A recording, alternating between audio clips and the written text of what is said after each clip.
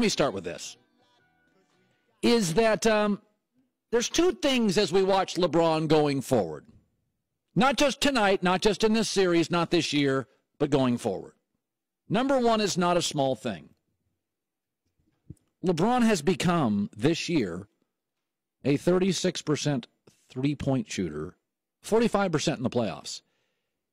He is now a better three-point shooter than Kobe Bryant, who is a significantly better three-point shooter than Michael Jordan and Magic Johnson. You do realize he's bigger and stronger than all of them, a better passer and rebounder than Michael. He is now a better three-point shooter considerably than Michael. That is not a small thing.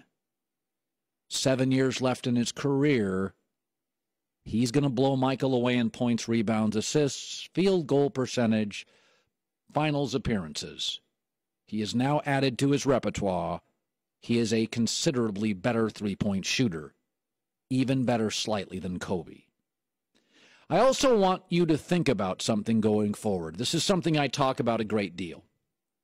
My childhood wasn't perfect, but I had a loving mom, stable home, and we ate well.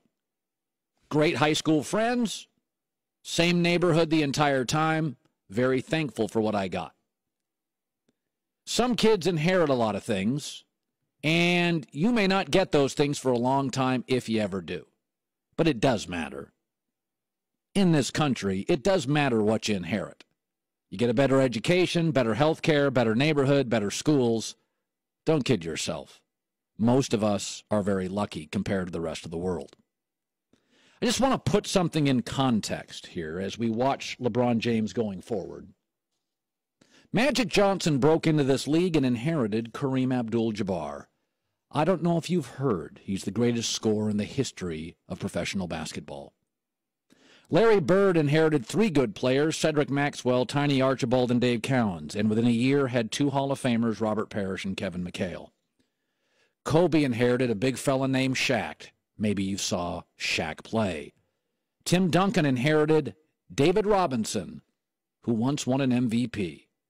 Dr. J inherited a Hall of Famer, George McGinnis.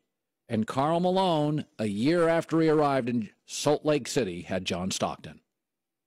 What about Michael Jordan? Well, he inherited two good players, good not great, Orlando Woolridge, who averaged 23 a game in Michael's rookie year, and Quentin Daly averaged 16. But by year three, Michael Jordan had Horace Grant, Charles Oakley, and a Hall of Famer, Scottie Pippen. 7 years into LeBron's career in Cleveland, the best player he had was Zydrunas Ilgauskas. LeBron James is working to head to his seventh final, and he's got 3 rings. Duncan got Robinson. Magic got Kareem. Bird got Hall of Famers. So did Karl Malone. Michael, within 3 years, had Pippen, Grant, and Charles Oakley. LeBron was dragging Boobie Gibson to the finals. And something that's never discussed, that LeBron's teams were so good so fast, not because of anything other than LeBron's talent, that he never got another great draft pick. No.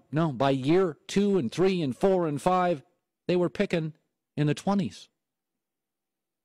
As good as Andrew Wiggins is, and he's really special, the next year, Minnesota can get Karl Anthony Towns with the #1 pick.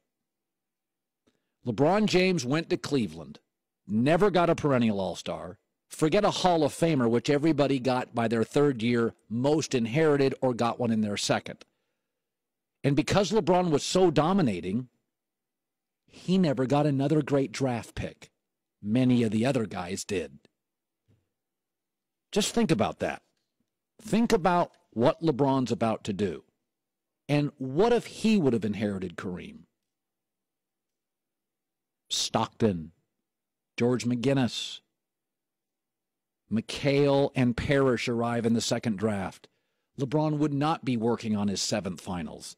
He'd be working on his 13th, and he'd already have 6 or 7 rings.